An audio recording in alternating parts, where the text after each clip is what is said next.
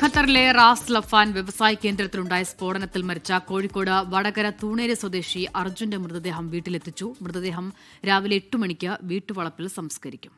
കഴിഞ്ഞ മാർച്ചിൽ ഇറാന്റെ മിസൈൽ ആക്രമണത്തെ തുടർന്ന് ഉൽപ്പാദനം നിർത്തിവച്ചിരുന്ന പ്ലാന്റിന്റെ പ്രവർത്തനം തൊഴിലാളികൾ പുനരാരംഭിക്കാൻ ശ്രമിക്കുന്നതിനിടെയാണ് അപകടം സംഭവിച്ചത്. വർഷ ഗിരീഷ് ഇപ്പോൾ തൂണേരിയിൽ നിന്ന് തത്സമയം വിവരങ്ങളുമായി ചേരുന്നുണ്ട്. വർഷ, വിവരങ്ങൾ എന്തൊക്കെയാണ്?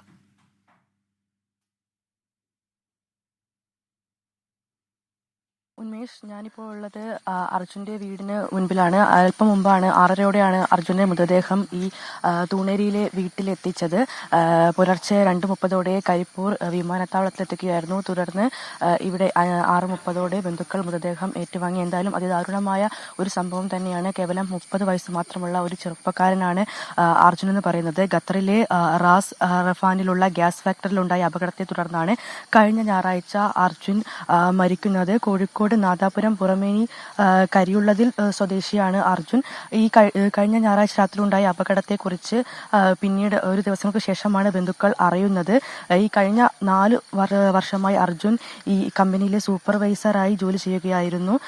ഈ ഒരു അപകടത്തിൽ 13 പേരാണ് മരിച്ചിട്ടുള്ളത്. അതിൽ 12 ഇന്ത്യക്കാരാണുള്ളത്, ഒരു പാകിസ്ഥാനും. ഈ 12 ഇന്ത്യക്കാരിൽ ഒരാളാണ് മലയാളിയായിട്ടുള്ള അർജുൻ. 66 പേർക്ക് പരിക്കുമേറ്റിരുന്നു. എന്തായാലും വളരെ ദാരുണമായ സംഭവം തന്നെയാണ്. 6 മാസങ്ങൾക്ക് മുമ്പാണ് ലീവ് കഴിഞ്ഞ് അർജുൻ ഖത്തറിലേക്ക് മടങ്ങിയത്.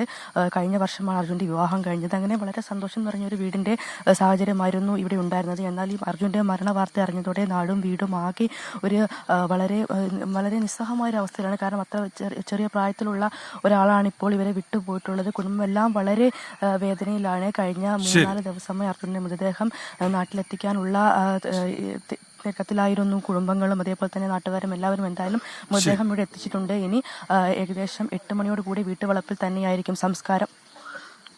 ശരി, വർഷ ഗിരീഷാണ് തൂണേരിയിൽ നിന്ന് വിവരങ്ങൾ നൽകിയത്.